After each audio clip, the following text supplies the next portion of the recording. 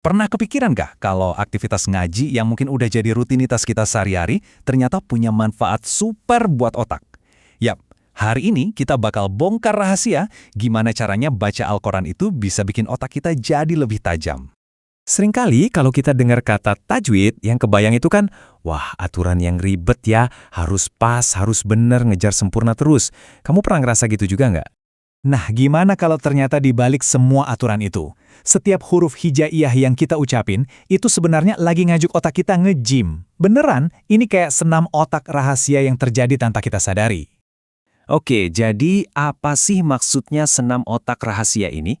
Yuk kita bedah bareng-bareng manfaat tersembunyi dari ngaji. Percaya atau enggak, rahasianya itu dimulai dari mulut kita. Iya, dari mulut. Cara kita ngucapin tiap huruf, itulah kunci buat ngebuka manfaat luar biasa buat otak kita.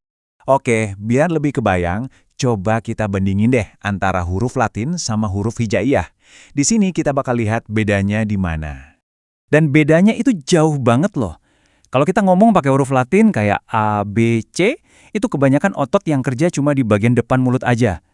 Nah, coba deh lafalin huruf hijaiyah kayak Ain, Ghain, Qaf. Kerasa kan? Itu maksa kita pakai semua otot tenggorokan, sampai ke pangkal lidah. Kompleksitasnya itu beda level. Jadi, ini bukan cuma sekedar ngulurin suara ya, ini tuh lebih kayak orkestrasi otot yang super rumit. Ada koordinasi tingkat tinggi yang terjadi di mulut dan tenggorokan kita. Nah, sekarang pertanyaannya, pas mulut kita kerja keras gitu, apa yang terjadi di otak? Yuk, kita intip pusat komandonya. Di otak kita itu ada satu bagian namanya area Broca. Gampangnya, anggap aja ini markas besar yang ngatur semua produksi omongan kita. Pusatnya gitulah. Nah, ini bagian serunya. Pas kamu lagi susah payah ngucapin huruf Ain atau Qaf, jangan minder. Justru itu tandanya area Broca kamu lagi kerja keras banget. Ibaratnya lagi angkat beban di gym. Setiap kali kita ngerasa susah, itu sebenarnya lagi ngebangun dan ngencengin jalur-jalur saraf di otak. Jadi, susah itu bagus. Oke, kita lanjut ya. Latihan ini efeknya bukan cuma sesaat, tapi jangka panjang. Istilah kerennya kita lagi ngasih neuro update buat otak kita. Secara ilmiah, ini disebut neuroplastisitas. Simpelnya gini, otak kita itu super fleksibel. Dia bisa ngatur ulang dirinya sendiri, bikin koneksi-koneksi baru. Inilah cara kita belajar hal baru dan beradaptasi. Jadi, kebiasaan kita ngelatih makhraj setiap hari, itu sama aja kayak ngasih update software rutin buat otak kita. Latihan yang detail banget ini bikin otak kita jadi lebih jago fokus dan lebih gampang beradaptasi. Keren kan? Makanya jangan lagi lihat tajwid itu sebagai beban. Anggap aja ini vitamin otak, brain food yang bikin pikiran kita makin sehat dan tajam. Dan ternyata manfaatnya nggak berhenti di otak yang jadi lebih tajam aja.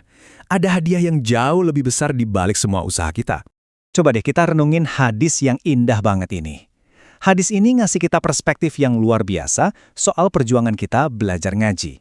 Dikatakan bahwa seseorang yang baca Al-Quran tapi masih terbata-bata dan ngerasa susah banget, justru dapat 2 pahala, 2 kali lipat loh. Masya Allah ya, ini artinya justru proses susahnya itu, perjuangannya itu yang dinilai lebih. Setiap momen kita ngerasa, aduh kok susah ya, setiap usaha kita buat jadi lebih baik, itu dihargai berlipat ganda. Jadi, kalau kita simpulin, ngaji itu benar-benar paket lengkap ibadah yang bikin jiwa tenang, sumber pahala yang luar biasa, sekaligus terapi otak paling murah dan gampang yang bisa kita lakuin. Caranya buat punya pikiran yang lebih tajam, ternyata sesederhana ini. 1. Buka Qur'annya. 2. Baca aja. 3. Rasain sendiri deh fokusnya.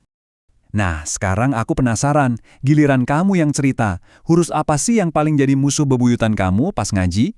Ain yang suka ketukar sama Hamzah, atau mungkin dot yang bikin lidah berasa kesleo? Coba deh share di kolom komentar ya.